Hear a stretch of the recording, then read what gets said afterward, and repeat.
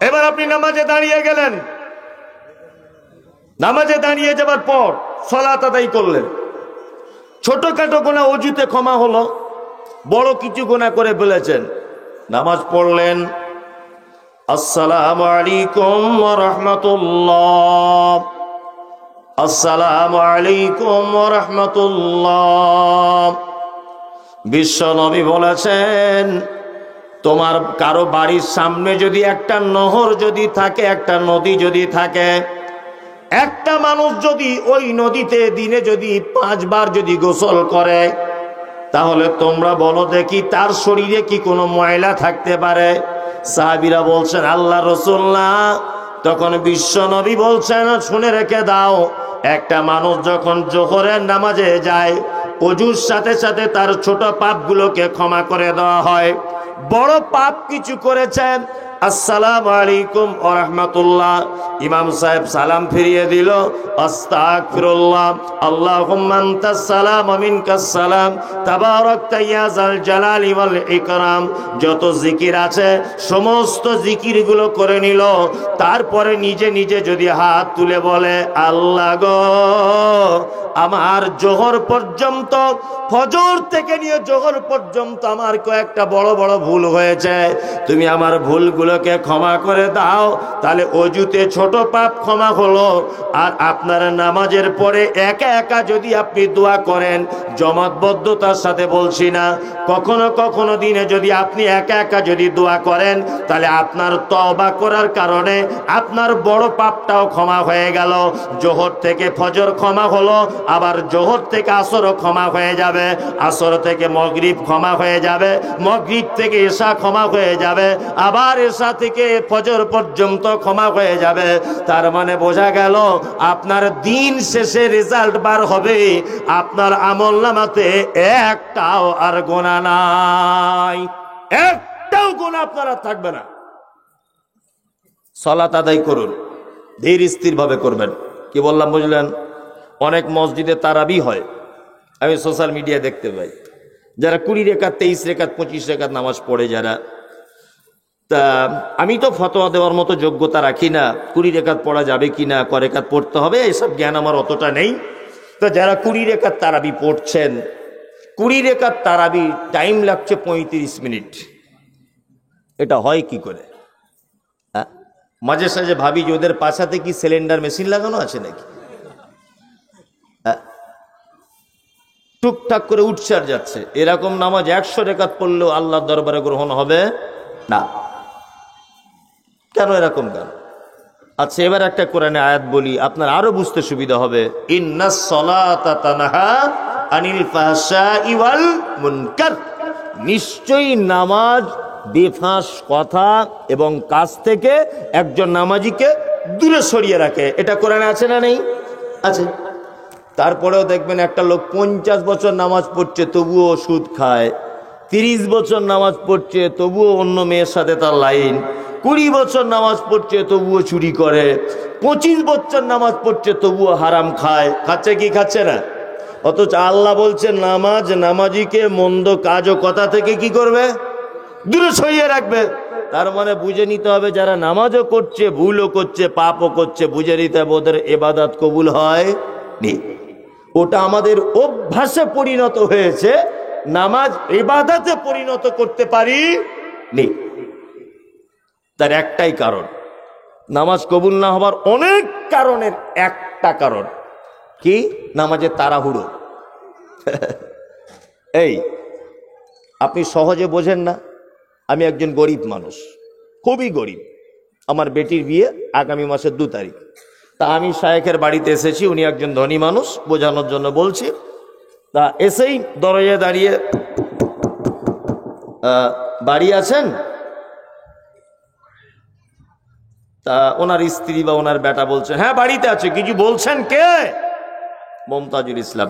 আচ্ছা আচ্ছা আচ্ছা ঠিক আছে, ডেকে দিচ্ছি। উনি এলেন, দরজায় দাঁড়িয়ে আছেন। আমি ওনাকে ঠিক এইভাবে বলছি, আসসালামু আলাইকুম শেখ, আমি মমতাজুল ইসলাম, আমার বাড়ি উত্তর 24 পরগনা বারাসাতে। আমি ওই 9:20 লোকালে শিয়ালদা থেকে পাকুড় চলে এলাম, আবার পাকুড় থেকে ওখান থেকে ধরে ম্যাজিক গাড়ি ধরে আপনার চাঁচকিতে এলাম, ওখান থেকে জিজ্ঞেস করে করে আপনার বাড়ি এলাম। এখন ঘটনা হচ্ছে আমার মেয়ের বিয়ে আগামী মাসের 10 তারিখে। যদি আপনি কিছু সহযোগিতা করতেন তাহলে খুব ভালো হতো, তাড়াতাড়ি করে দেন, আমি আবার ট্রেন ধরে বাড়ি চলে যাব। ঠিক এইভাবে যদি ওনার কাছে আমার মেয়ের বিয়ের জন্য ভিক্ষাটা চাই, আচ্ছা বলুন তো উনি দেবেন না দড়ি দিয়ে বাঁধবেন? দড়ি দিয়ে বাঁধবেন। কোথা থেকে চিটার রে বলবে না? বলবে। তাহলে আমি যদি ওনার কাছে ভিক্ষা চাই কিভাবে চাইতে হবে? আসসালামু আলাইকুম, আপনি ওই অমুক সাহেব, আমি এসেছি বহুত দূর থেকে, সেই চাঁচকি জলসা এসেছিলাম, আপনার সঙ্গে দেখা হয়েছিল। মাওলানা বলতেও লজ্জা লাগছে, খুব বিপদে পড়েছি, আমার মেয়ের বিয়ে আগামী মাসের 10 তারিখ। যদি কিছু দিয়ে শায়েখ সহযোগিতা করতেন খুব ভালো হতো। 10 টাকা চাইলে উনি 2 টাকাও দেবে, তাই না? তার মানে চাওয়ার মধ্যেও একটা ভদ্রতা থাকতে হবে, থাকতে হবে না? চলুন আমরা নামাজে কি বলি? ইহদিনাস সিরাতাল মুস্তাকিম। সূরা ফাতিহায় বলি না? বাংলা মানে আল্লাহ তুমি আমাকে সহজ পথ দেখাও। সিরাতাল্লাযীনা আনআমতা আলাইহিম, তাদের পথের পথিক আমাকে তুমি করো যাদেরকে তুমি পুরস্কারিত করেছো। আর ওদের পথ দেখিও না যাদের প্রতি তুমি অখুশি, যাদের প্রতি অরাজি, যাদের উপরে তুমি অভিসম্পদ করেছো, যারা গোমরাহির ভিতরে, তুমি তাদের পথ আমাদেরকে দেখিও না। এই দুয়া আমরা করি কি করি না? করি। ইহদিনাস সিরাতাল মুস্তাকিম, আল্লাহ সহজ পথ দেখাও, সহজ পথ দেখাও, বলি না? বলি। কিন্তু আমাদের বলার ধরনটা কেমন? ঠিক এইভাবে সুন্নত পড়তে গেলে এইভাবে, আল্লাহু আকবার, আল্লাহুম্মা বাইদ বাইনা ওয়া বাইনা খাতায়া, বিসমিল্লাহির রহমানির রহিম, আলহামদুলিল্লাহি রাব্বিল আলামিন, রহমানির মালিক ইয়াউমিদ্দিন, সিরাতাল মুস্তাকিম। আল্লাহু আকবার। একদিনের নামাজ কবুল হবে না, এক ওয়াক্তের নামাজ কবুল হবে না। তুমি ভিক্ষা চাইছো আল্লাহর কাছে, ইহদিনাস সিরাতাল মুস্তাকিম, আল্লাহ তুমি একটু আমাকে সহজ রাস্তা দেখাও। এই ভিক্ষা চাওয়াটা ভদ্রতার সঙ্গে চাওয়া লাগবে, না আমি প্রথমবারে যেমন করে চেয়েছিলাম তেমন করে চাওয়া লাগবে? ভদ্রতার সাথে। অন্তত পক্ষে হাদিস অনুযায়ী 7টা আয়াত 7 নিঃশ্বাসে তেলাওয়াত করবেন। কি বললাম বুঝলেন? ঠিক এইভাবে আলহামদুলিল্লাহি রাব্বিল আলামিন, আর রহমানির রহিম, মালিকি ইয়াউমিদ্দিন, ইয়াকা না'বুদু ওয়া ইয়াকা নাস্তাঈন, ইহদিনাস সিরাতাল মুস্তাকিম। 7টা আয়াত শেষ করে দেবেন। ভদ্রতার সাথে তেলাওয়াত না করলে সালাত কবুল হবে না। আমাদের সালাত কবুল হচ্ছে না এই অভদ্রতার কারণে।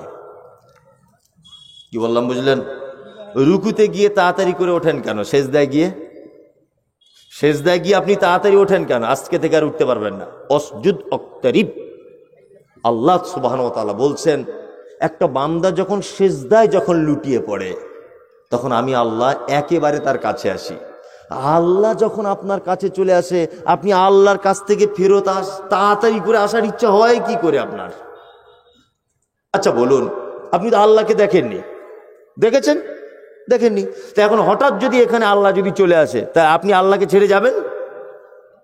যাবেন? যাবেন না। তার হাতেই জান্নাত, তার হাতেই জাহান্নাম, তার হাতেই দয়া, তার হাতেই ক্ষমা, তার হাতেই সাজা, তার হাতেই প্রাইজ, তার হাতেই সব, তার হাতেই হায়াত, তার হাতেই মওত। তা এইরকম আল্লাহকে ছেড়ে আপনি চলে যাবেন? যাবেন না। আল্লাহ বলছে অসজুদ অক্তারিব, বান্দা তুমি যখন সেজদা দাও আমি নিকটে চলে আসি, একদম তোমার কাছে চলে আসি। তা আপনি যখন সেজদা থেকে এত তাড়াতাড়ি কেন ওঠেন? আপনার তো এটা মনে মনে করা উচিত যে এখন আল্লাহ আমার কাছে চলে এসেছে। যতক্ষণ এইটা আপনার মাথায় না আসবে, ওরে বাবা আল্লাহ আমার কাছে চলে এসেছে, আমি কি করে সেজদা থেকে তাড়াতাড়ি উঠবো, তখন আপনি মিনিমাম 20 বার বলুন সুবহান রাব্বিয়াল আলা, সুবহান রাব্বিয়াল আলা, সুবহান রাব্বিয়াল আলা। আপনি 20 বার 30 বার চালান সুন্নত নফলে। কি বললাম বুঝলেন না? এত তাড়াতাড়ি কেন উঠবেন আপনি? এখন আল্লাহ আপনার কাছে চলে এসেছে। এগুলো বোঝার চেষ্টা করুন। আল্লাহ তাআলা পবিত্র আল কোরআনে মোমেনদের প্রথমেই বলে দিয়েছেন কি, আল্লাযীনা হুম ফি সলাতিহিম খাশিউন, ওরা জান্নাতুল ফেরদাউসে যাবে যারা নামাজে খুব বিনয়ী। কি বললাম বুঝলেন? নামাজ পড়বেন ভদ্রতার সাথে, রুকুতে যাবেন আস্তে আস্তে, সেজদায় যাবেন খুব আস্তে আস্তে, খুলে দেন তো সব কিছুতে ধীরে স্থির ভাবে করবেন।